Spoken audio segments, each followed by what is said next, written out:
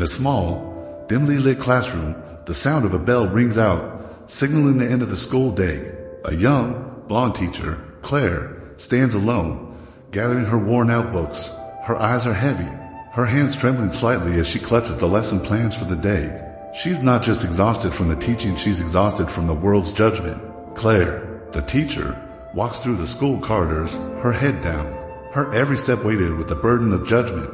She passes by students who gossip quietly and faculty members who glance at her with thinly veiled disdain. The headmaster's office door is closed, but Claire knows it's only a matter of time before she's summoned inside the office. The principal, a man in a sharp suit, greets her with a fake smile, his tone polite but cold. He starts speaking, but his words are muffled by Claire's own racing thoughts. She's heard this before, the talk of her poor financial situation, the constant struggle to make ends meet, the disapproving looks at her worn-out shoes and old car. She's always done her best to teach, to inspire her students, but in this world, her best is never enough. As the conversation continues, Claire receives the news that shakes her to the core. She's being fired. The principal hands her a small, impersonal severance check, a reminder of her insignificance in their eyes.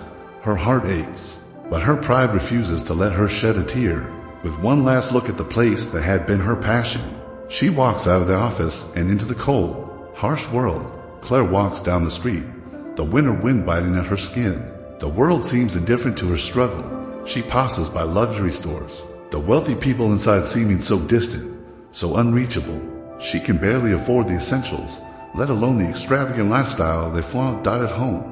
Her tiny apartment offers no solace. The walls are bare, and the silence is deafening. She sits on the edge of her bed, the same check she was handed, still clutched tightly in her hand. She stares at it, numb. The weight of her failure presses down on her chest. She feels as though the world has turned its back on her, her dreams slipping further and further away. But Claire isn't the type to give up. She isn't going to let her circumstances define her. In the darkest corners of her mind, a flicker of determination ignites. She might be poor, but she's not broken. She starts researching schools, not to find another job, but to find a way to build something bigger than herself, something that will prove the world wrong. As Claire navigates through her research, the camera focuses on her, eyes sharp, determined, searching. She begins to understand the world of education from a new perspective. She learns about the billionaire-owned private schools, their lavish campuses, their power to shape the future of the privileged few. But Claire's mind doesn't go to envy, it goes to strategy.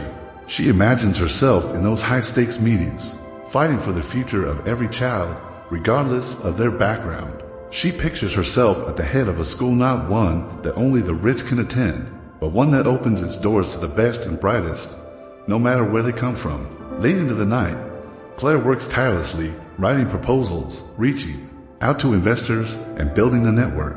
Her heart races with excitement as she drafts the blueprint for her school, one that promises not just education, but empowerment for all. Months pass, and Claire's vision begins to take shape.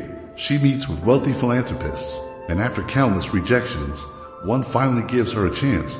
A billionaire investor, intrigued by her passion and her vision, decides to take a risk on Claire. The investor offers her the capital to launch her own private school. Claire, now dressed in a sleek outfit, stands tall in front of her new school.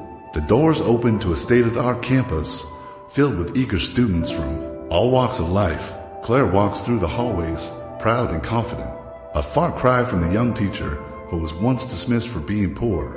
Her school is a place of opportunity, a place where talent and potential are recognized regardless of financial background. She runs the institution with the same principles that guided her when she was a teacher: compassion, dedication, and a fierce belief in the power of education. Word spreads about Claire's success, and soon, the old headmaster from her previous school hears of her rise. He can't believe it. The same girl he fired, the one he looked down upon, now owns one of the most prestigious schools in the city. He visits Claire's office, the place where everything began. The irony isn't lost on either of them. Claire, calm and composed, watches as he stumbles through his words.